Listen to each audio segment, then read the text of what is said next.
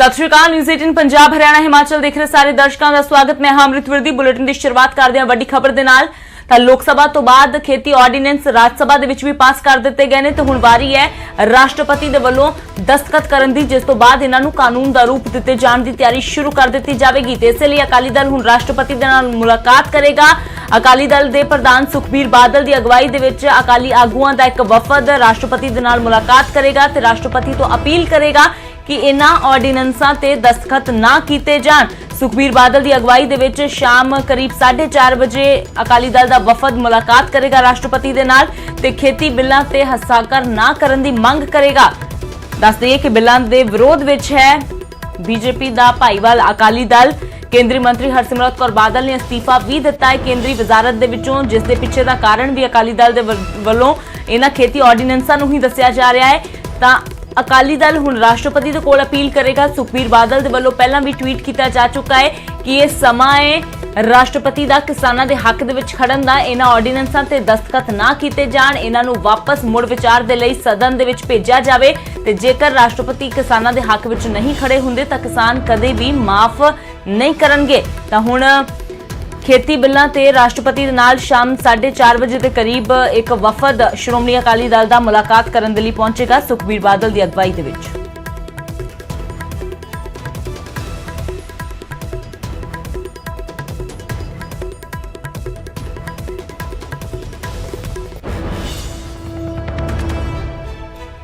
सीधा रुख करदे हां पंकज कपाही मेरे सहयोगी जुड़े हुए ने। तां पंकज, आखिरी रस्ता है सिर्फ राष्ट्रपति का, हालांकि उत्थों भी राहत मिलने की उम्मीद बहुत घट है क्योंकि लोक सभा ते राज सभा दे विच ये बिल पास हो चुके ने। सिर्फ राष्ट्रपति के दस्तखत, उस तो बाद ये बिल कानून का रूप धार लैणगे। तां हुण अकाली दल कह रहा है कि असीं राष्ट्रपति कोल अपील करांगे। होर की कोई जानकारी है? अकाली दल कोल अपील करांगे, होर की कोई जानकारी है?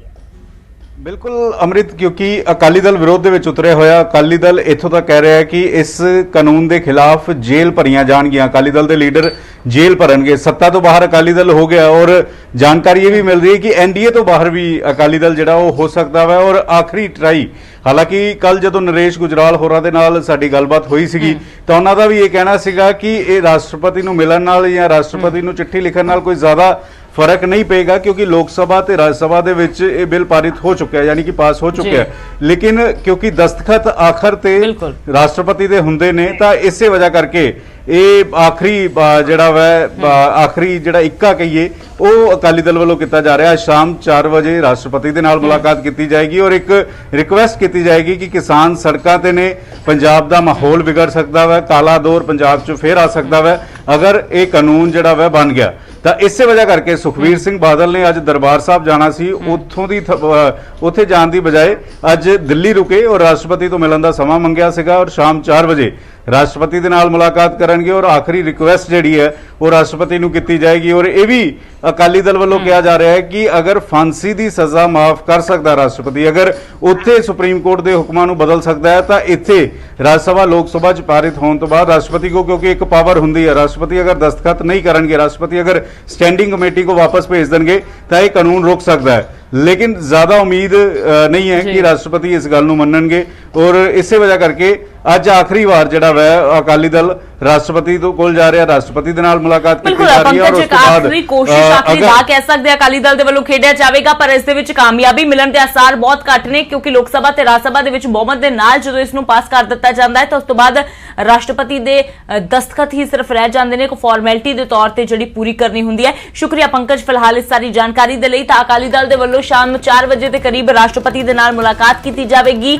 अकाली दल का एक वफद सुखबीर बादल की अगवाई दे विच राष्ट्रपति नाल मुलाकात करेगा ते अपील करेगा कि इन्हां ऑर्डीनेंसां ते दस्तखत ना कीते जाण।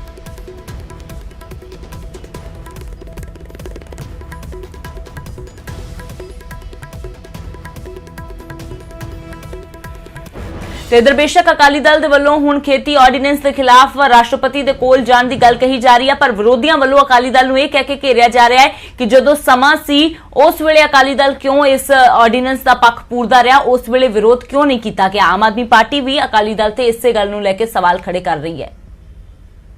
ਇਸ ਤੋਂ ਵੱਧ ਹਾਸੋਹੀਣਾ ਔਰ ਗੁੰਮਰਾਹਕੁੰਨ ਬਿਆਨ ਕਿਸੇ ਪੋਲੀਟੀਕਲ ਲੀਡਰ ਦਾ ਨਹੀਂ ਹੋ ਸਕਦਾ ਹੈਗਾ। ਮੈਂ ਸੁਖਬੀਰ ਸਿੰਘ ਬਾਦਲ ਜੀ ਨੂੰ ਯਾਦ ਕਰਾਉਣਾ ਚਾਹੂੰਗਾ ਕਿ ਜਦੋਂ ਤਾਂ ਲੋੜ ਸੀਗੀ ਪੰਜਾਬ ਦੇ ਕਿਸਾਨਾਂ ਨਾਲ ਖੜਨ ਦੀ, ਉਦੋਂ ਤਾਂ ਉਹਨਾਂ ਨੂੰ ਪਿੱਠ ਦਿਖਾ ਕੇ ਸ਼੍ਰੋਮਣੀ ਅਕਾਲੀ ਦਲ ਮੋਦੀ ਸਰਕਾਰ ਦੇ ਨਾਲ ਖੜ ਗਿਆ ਤੇ ਇਹਨਾਂ ਕਾਨੂੰਨਾਂ ਦੀ, ਇਹਨਾਂ ਆਰਡੀਨੈਂਸਿਸ ਦੀ ਛੋਲੇ ਗਾਉਂਦਾ ਫਿਰਦਾ ਰਿਹਾ ਤੇ ਇਹਨਾਂ ਨੂੰ ਕਿਸਾਨ ਹਤੈਸ਼ੀ ਦੱਸਦਾ ਰਿਹਾ।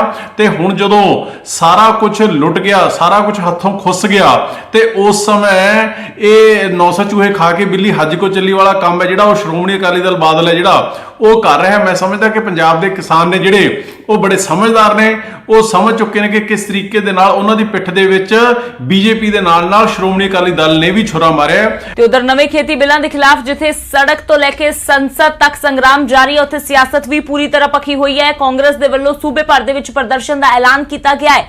ਨਾਭਾ ਦੇ ਵਿੱਚ ਸਾਧੂ ਸਿੰਘ ਧਰਮਸੋਤ ਕਾਂਗਰਸੀ ਵਰਕਰਾਂ ਦੇ ਨਾਲ ਪ੍ਰਦਰਸ਼ਨ ਕਰਦੇ ਨਜ਼ਰ ਆਏ। ਮੋਗਾ ਦੇ ਵਿੱਚ ਹਰਜੋਤ ਕਮਲ ਅਤੇ ਹੋਰ ਕਾਂਗਰਸੀ ਲੀਡਰ ਨਜ਼ਰ ਆਏ। ਇਸੇ ਤਰ੍ਹਾਂ ਵੱਖ-ਵੱਖ ਥਾਵਾਂ ਤੋਂ ਪ੍ਰਦਰਸ਼ਨ ਦੀਆਂ ਤਸਵੀਰਾਂ ਸਾਹਮਣੇ ਆ ਰਹੀਆਂ ਨੇ ਜਿੱਥੇ ਕਾਂਗਰਸ ਖੇਤੀ ਆਰਡੀਨੈਂਸ ਦੇ ਖਿਲਾਫ ਧਰਨੇ ਦੇ ਰਹੀ ਹੈ। ਕਾਂਗਰਸ ਦਾ ਕਹਿਣਾ ਹੈ ਕਿ ਮਰਦੇ ਦਮ ਤੱਕ ਕਿਸਾਨਾਂ ਦੇ ਹੱਕਾਂ ਦੀ ਰਾਖੀ ਕੀਤੀ ਜਾਵੇਗੀ। ਸੁਨੀਲ ਜਾਖੜ ਪੰਜਾਬ ਕਾਂਗਰਸ ਪ੍ਰਧਾਨ, ਉਹਨਾਂ ਨੇ ਕਿਹਾ ਜਿੱਥੋਂ ਤੱਕ ਜਾਣਾ ਪਿਆ ਜਾਵਾਂਗੇ। ਡਾਕਟਰ ਰਵਿੰਦਰ ਸਿੰਘ ਤਾਂ ਇਹਨਾਂ ਖੇਤੀ ਆਰਡੀਨੈਂਸਾਂ ਦੇ ਖਿਲਾਫ ਅਦਾਲਤ ਤੱਕ ਜਾਣ ਦੀ ਗੱਲ ਕਹਿ ਚੁੱਕੇ ਨੇ। ਤਾਂ ਲਗਾਤਾਰ ਇਹ ਤਸਵੀਰਾਂ ਸਾਹਮਣੇ ਆ ਰਹੀਆਂ ਨੇ ਨਾਭਾ ਤੋਂ, ਮੋਗਾ ਤੋਂ, ਜਿੱਥੇ ਕਾਂਗਰਸ ਵੱਲੋਂ ਪ੍ਰਦਰਸ਼ਨ ਕੀਤਾ ਜਾ ਰਿਹਾ ਹੈ। ਇਹਨਾਂ ਖੇਤੀ ਆਰਡੀਨੈਂਸਾਂ ਦੇ ਖਿਲਾਫ ਇਹਨਾਂ ਨੂੰ ਕਾਲਾ ਕਾਨੂੰਨ ਕਰਾਰ ਦਿੰਦਿਆਂ ਵਾਪਸ ਲੈਣ ਦੀ ਮੰਗ ਕੀਤੀ ਜਾ ਰਹੀ ਹੈ।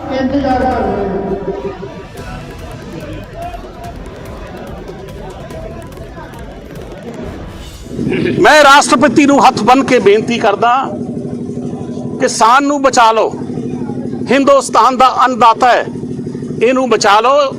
ਇਹਨਾਂ ਨਾਲ ਧੋਖਾ ਹੋ ਰਿਹਾ ਹੈ। ਇਹ ਆਰਡੀਨੈਂਸ ਰਾਸ਼ਟਰਪਤੀ ਸਾਹਿਬ ਕੋਲ ਜਾਣਾ ਹੈ। ਆਖਰੀ ਇਸ ਨੂੰ ਰੱਦ ਕਰਕੇ ਇੱਕ ਮੋਹਰ ਲਗਾ ਦੇ। ਔਰ ਰਾਸ਼ਟਰਪਤੀ ਇੱਕ ਦਲਿਤ ਦਾ ਬੇਟਾ ਹੈ, ਦਲਿਤ ਆਗੂ ਹੈ, ਦਲਿਤ ਹੋਣ ਦਾ ਸਬੂਤ ਦੇ ਦੇ। ਮੇਰੀ ਹੱਥ ਬੰਨ ਕੇ ਰਾਸ਼ਟਰਪਤੀ ਨੂੰ ਅਰਦਾਸ ਹੀ ਹੈ, ਬੇਨਤੀ ਕਰ ਸਕਦਾ। ਔਰ ਪੰਜਾਬ ਦਾ, ਹਰਿਆਣੇ ਦਾ, ਹਿੰਦੁਸਤਾਨ ਦਾ ਕਿਸਾਨ ਬਚ। ਇਸ ਵੇਲੇ ਜਲੰਧਰ ਦੇ ਅਸੀਂ ਡੀਸੀ ਆਫਿਸ ਦੇ ਬਾਹਰ ਖੜੇ ਹਾਂ ਔਰ ਜਿੰਦਰ ਬੇਰੀ ਜਿਹੜੇ ਕਾਂਗਰਸ ਦੇ ਸੈਂਟਰਲ ਹਲਕੇ ਤੋਂ ਵਿਧਾਇਕ ਹੈਗੇ ਨੇ, ਨਾਲ ਹੈਗੇ ਨੇ, ਉਹਨਾਂ ਨਾਲ ਗੱਲ ਕਰਨ ਦੀ ਕੋਸ਼ਿਸ਼ ਕਰਾਂਗੇ ਵੀ ਜਿਹੜੇ ਖੇਤੀ ਆਰਡੀਨੈਂਸ ਜਿਹੜੇ ਹੈਗੇ ਪਾਸ ਕੀਤੇ ਕਿ ਕੇਂਦਰ ਸਰਕਾਰ ਕੋਲ, ਉਹਨਾਂ ਦਾ ਕੀ। ये बदलाव कृषि मंडियों के खिलाफ नहीं है। कृषि मंडियों में जैसे काम पहले होता था वैसे ही अब भी होगा, बल्कि ये हमारी ही एनडीए सरकार है जिसने देश की कृषि मंडियों को आधुनिक बनाने के लिए निरंतर काम किया है। कृषि मंडियों के कार्यालयों को ठीक करने के लिए, वहां का कंप्यूटराइजेशन कराने के लिए पिछले 5-6 साल में से देश में बहुत बड़ा अभियान चल रहा है। इसलिए जो ये कहता है कि नए कृषि सुधारों के बाद कृषि मंडियां समाप्त हो जाएगी, तो वो किसानों से सरासर झूठ बोल रहा है। साथियों, बहुत पुरानी कहावत है कि संगठन में शक्ति होती है। कृषि सुधार से जुड़ा दूसरा कानून इसी से प्रेरित है। आज हमारे यहां 85% से ज्यादा किसान ऐसे हैं जो बहुत थोड़ी सी जमीन उनके पास है। किसी के पास 1 एकड़, किसी के पास 2 एकड़, किसी के पास 1 हेक्टेयर, किसी के पास 2 हेक्टेयर। सब छोटे किसान हैं, छोटी सी जमीन पर खेती करके अपना गुजारा करता है। इस वजह से इनका खर्च भी बढ़ जाता है और उन्हें अपनी थोड़ी सी उपज बेचने पर सही कीमत भी नहीं मिलती है।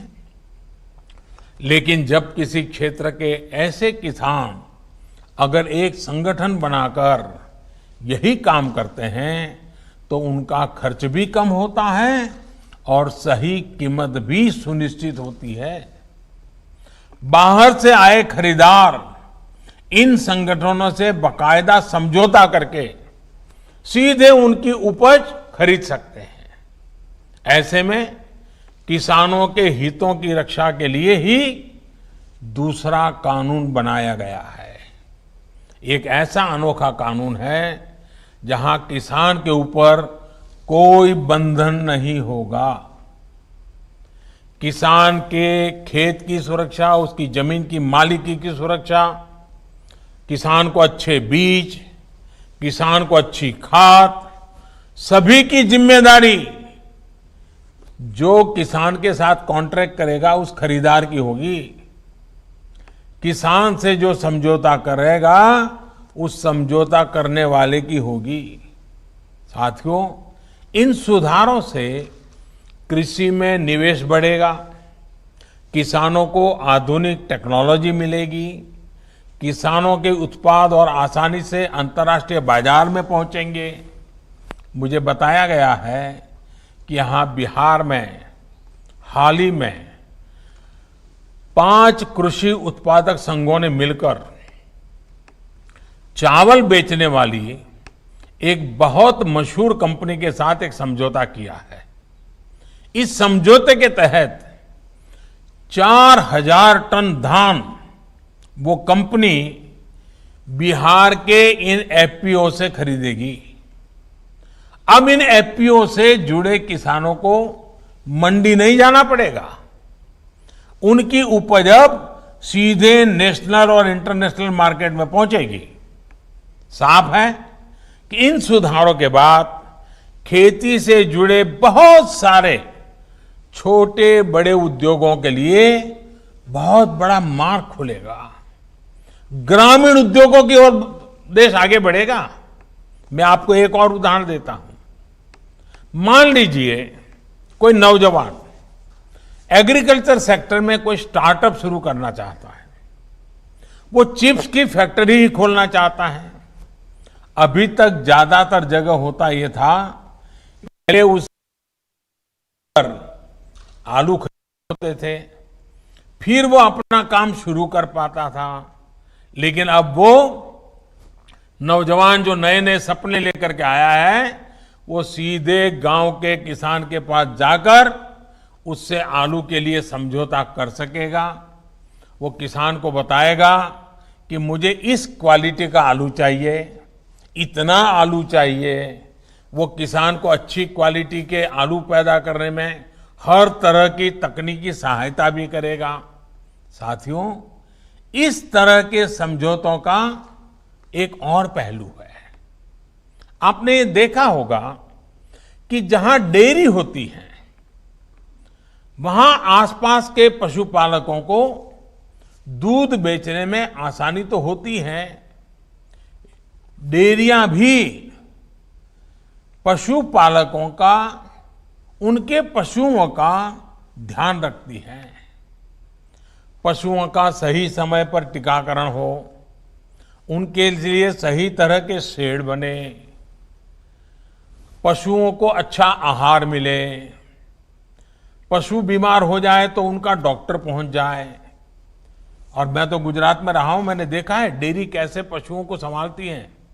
बड़ी डेयरी दूध उत्पादक उन तक जाकर के किसानों की मदद करती है। और इन सब के बाद भी ये बड़ी महत्वपूर्ण बात है,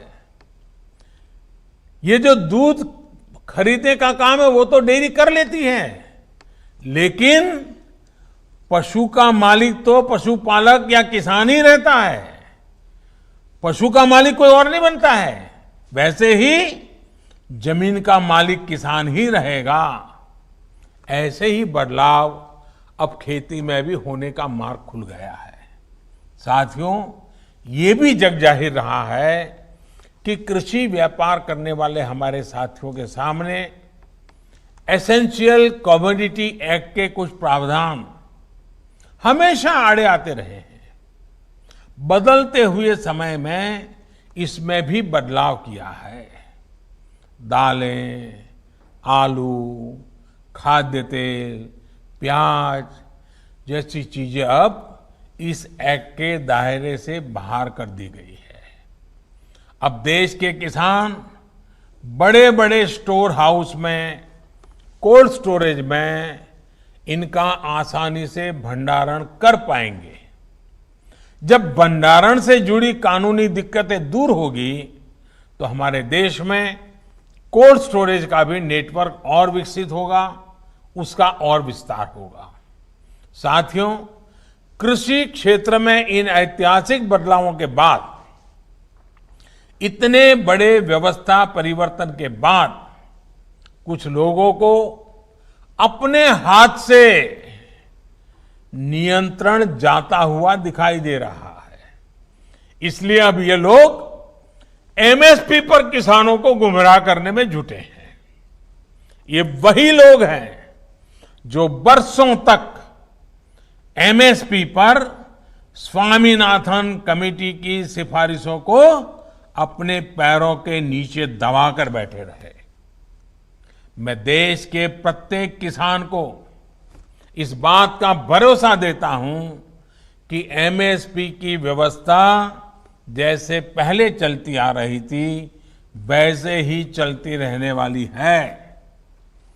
इसी तरह हर सीजन में सरकारी खरीद के लिए जिस तरह अभियान चलाया जाता है, वो भी पहले की तरह चलते रहेंगे। साथियों, किसानों को एमएसपी देने और सरकारी खरीद के लिए जितना काम हमारी सरकार ने किया है, वो पहले कभी नहीं किया गया। बीते 5 साल में जितनी सरकारी खरीद हुई है और 2014 से पहले के 5 साल में जितनी सरकारी खरीदी हुई है, उसके आंकड़े देखोगे तो कौन सच बोल रहा है, कौन किसानों के लिए काम कर रहा है, कौन किसानों के भलाई के लिए काम कर रहा है, इसकी गवाही वहीं से मिल जाएगी। मैं अगर दलहन और तिलहन की ही बात करूं तो पहले की तुलना में दलहन और तिलहन की सरकारी खरीद करीब करीब 24 गुना अधिक हो की गई है। 24 गुना अधिक। इस साल कोरोना संक्रमण के दौरान भी रबी सीजन में किसानों से गेहूं की रिकॉर्ड खरीदी की गई है। इस साल रबी में गेहूं, धान, दलहन और तिलहन को मिलाकर किसानों को 1,13,000 करोड़ रुपए एमएसपी पर दिया गया है। ये राशि भी पिछले साल के मुकाबले 30% से ज्यादा है। यानी कोरोना काल में न सिर्फ रिकॉर्ड सरकारी खरीद हुई, बल्कि किसानों को रिकॉर्ड भुगतान भी किया गया है। साथियों, 21वीं सदी के भारत का यह दायित्व है कि वो देश के किसानों के लिए आधुनिक सोच के साथ नई व्यवस्थाओं का निर्माण करे। देश के किसानों को, देश की खेती को आत्मनिर्भर बनाने के लिए हमारे प्रयास निरंतर जारी रहेंगे। और इसमें निश्चित तौर पर कनेक्टिविटी की बड़ी भूमिका तो है ही। अंत में एक बार फिर कनेक्टिविटी के तमाम प्रोजेक्ट्स के लिए बिहार को, देश को बहुत बहुत बधाई देता हूं। और मैं फिर एक बार आपसे वही आग्रह करूंगा कि हमें कोरोना से लड़ाई लड़ते रहना है, हमें कोरोना को पराजित करके रहना है। हमने हमारे परिवार के हर सदस्य को कोरोना से बचाना है और इसके लिए जो भी यम नियम तय किए गए हैं उनका हम सब ने पालन करना है। कोई एक उसमें छूटछाट लेता है तो फिर मामला गड़बड़ हो जाता है। हम सब ने पालन करना है। मैं फिर एक बार मेरे बिहार के प्यारे भाइयों बहनों को बहुत बहुत धन्यवाद देता हूं। नमस्कार। ब्रेक तो बाद एक बार फिर थोड़ा स्वागत है। गल करते हैं ਅੰਮ੍ਰਿਤਸਰ ਦੀ ਨਿੱਜੀ ਤੁਲੀ ਲੈਬ ਦੀ, ਜਿਸ ਤੇ ਫਰਜ਼ੀ ਕੋਰੋਨਾ ਰਿਪੋਰਟਾਂ ਬਣਾ ਕੇ ਦੇਣ ਦਾ ਇਲਜ਼ਾਮ ਲੱਗਾ ਸੀ ਤੇ ਇਸ ਫਰਜ਼ੀ ਬਾਰੇ ਦੇ ਵਿੱਚ ਹੁਣ ਇੱਕ ਵੱਡਾ ਖੁਲਾਸਾ ਹੋਇਆ ਹੈ ਕਿ ਨਿੱਜੀ ਹਸਪਤਾਲ ਦੇ ਨਾਲ ਇਸ ਲੈਬ ਦੀ ਗੰਢ ਤੁਪ ਸੀ। जी हां, पंजाब सरकार के वल्लों बनाई गई SIT ने अपनी जांच पूरी कर ली है तो उसे जांच रिपोर्ट दे विच खुलासा होया है। मामले दे विच गठित SIT ने अपनी रिपोर्ट सौंप दी है ਤੇ ਇਸ ਰਿਪੋਰਟ ਦੇ ਵਿੱਚ ਖੁਲਾਸਾ ਹੋਇਆ ਕਿ ਨਿੱਜੀ ਹਸਪਤਾਲ ਦੇ ਨਾਲ ਗੰਢ ਧੁੱਪ ਦੇ ਜੋ ਤਾਰ ਨੇ ਉਹ ਸਾਹਮਣੇ ਆਏ ਨੇ। ਵਿਜੀਲੈਂਸ ਨੇ ਮਾਮਲੇ 'ਚ 5 ਡਾਕਟਰਾਂ ਦੇ ਖਿਲਾਫ ਕੇਸ ਦਰਜ ਕੀਤਾ ਸੀ। ਪੰਜਾਬ ਸਰਕਾਰ ਵੱਲੋਂ 3 ਮੈਂਬਰੀ ਸਿੱਟ ਦਾ ਗਠਨ ਕੀਤਾ ਗਿਆ ਸੀ।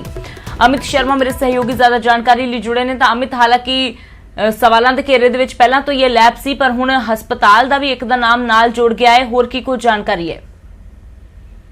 ਜੀ ਬਿਲਕੁਲ, ਜਿਸ ਵੇਲੇ ਇਹ ਖੁਲਾਸਾ ਕੀਤਾ ਗਿਆ ਸੀ ਉਸ ਵੇਲੇ ਇਹੋ ਹੀ ਕਿਆਸ ਲਗਾਏ ਗਏ ਸੀ ਕਿ ਜਿਹੜੇ ਤੁੱਲੀ ਲੈਬੋਰਟਰੀ ਵੱਲੋਂ ਲੋਕਾਂ ਦੇ ਟੈਸਟ ਕੀਤੇ ਜਾਂਦੇ ਨੇ ਤੇ ਜਿਹੜੇ ਲੋਕ ਨੈਗੇਟਿਵ ਹੁੰਦੇ ਨੇ ਉਹਨਾਂ ਨੂੰ ਪੋਜ਼ਿਟਿਵ ਦੱਸ ਕੇ ਈਐਮਸੀ ਹਸਪੀਟਲ ਰੈਫਰ ਕੀਤਾ ਜਾਂਦਾ ਤੇ ਉਹ ਹੁਣ ਸਾਫ਼ ਜਿਹੜੇ ਸੀਟ ਨੇ ਜਿਸ ਦੀ ਜਾਂਚ ਕੀਤੀ ਹੈ ਤੇ ਉਸ ਦੇ ਵਿੱਚ ਜਦੋਂ ਡਿਟੇਲਾਂ ਕਢਾਈਆਂ ਗਈਆਂ, ਬੈਂਕ ਸਟੇਟਮੈਂਟ ਕਢਾਈ ਗਈ ਤੇ ਉਹਦੇ ਵਿੱਚ ਸਾਫ਼ ਨਜ਼ਰ ਆਉਂਦਾ ਹੈ ਕਿ ਈਐਮਸੀ ਵੱਲੋਂ ਕੁਝ ਰਕਮ ਤੁੱਲੀ ਲੈਬੋਰਟਰੀ ਦੇ ਬੈਂਕ ਅਕਾਊਂਟ ਦੇ ਵਿੱਚ ਵੀ ਟ੍ਰਾਂਸਫਰ ਕੀਤੀ ਗਈ, ਲਗਭਗ 8 ਲੱਖ ਰੁਪਏ ਦੇ। ਉਹ ਕਮਿਸ਼ਨ ਦੇ ਵੀ ਦੱਸੇ ਜਾ ਰਹੇ। ਨਾਲ ਹੀ ਜਦੋਂ ਕਰੋਨਾ ਸ਼ੁਰੂ ਹੋਇਆ ਸੀ ਉਸ ਤੋਂ ਬਾਅਦ ਇਹਨਾਂ ਦੀ ਕੋਲ ਡਿਟੇਲ ਜਿਹੜੀ ਕਾਫੀ ਵਾਰੀ ਗੱਲ ਹੋਈ ਹੈ ਤੁੱਲੀ ਲੈਬੋਰਟਰੀ ਤੇ ਈਐਮਸੀ ਹਸਪੀਟਲ ਦੇ ਵਿੱਚ ਕਾਫੀ ਵਾਰੀ ਗੱਲ ਹੋਈ ਹੈ। ਜਿਹੜੀ ਰਿਪੋਰਟ ਜਿਹੜੀ ਸੀਟ ਬਣਾਈ ਗਈ ਸੀ ਉਹਨਾਂ ਨੇ ਉਹ ਰਿਪੋਰਟ ਨੂੰ ਅਮਿਤ ਤਾਂ ਕਾਫੀ ਵੱਡਾ ਹੈ, ਫਰਜ਼ੀਵਾੜਾ ਕਹਿ ਸਕਦੇ ਹਾਂ। ਨਿੱਜੀ ਹਸਪਤਾਲ ਸ਼ਾਮਿਲ ਹੈ, ਨਿੱਜੀ ਲੈਬ ਸ਼ਾਮਿਲ ਹੈ। ਸ਼ੁਕਰੀਆ ਅਮਿਤ ਫਿਲਹਾਲ ਇਸ ਸਾਰੀ ਜਾਣਕਾਰੀ ਦੇ ਲਈ। ਤਾਂ ਅੰਮ੍ਰਿਤਸਰ ਦੀ ਨਿੱਜੀ ਲੈਬ ਜਿਸ ਤੇ ਇਲਜ਼ਾਮ ਲੱਗੇ ਸੀ ਨਕਲੀ ਫਰਜ਼ੀ ਰਿਪੋਰਟਾਂ ਬਣਾ ਕੇ ਦੇਣ ਦੀ ਕੋਰੋਨਾ ਦੀਆਂ, ਉਸ ਦੇ ਨਾਲ ਹੁਣ ਜਾਂਚ ਵਿੱਚ ਸਾਹਮਣੇ ਆਇਆ ਕਿ ਇੱਕ ਨਿੱਜੀ ਹਸਪਤਾਲ ਵੀ ਸ਼ਾਮਿਲ ਹੈ।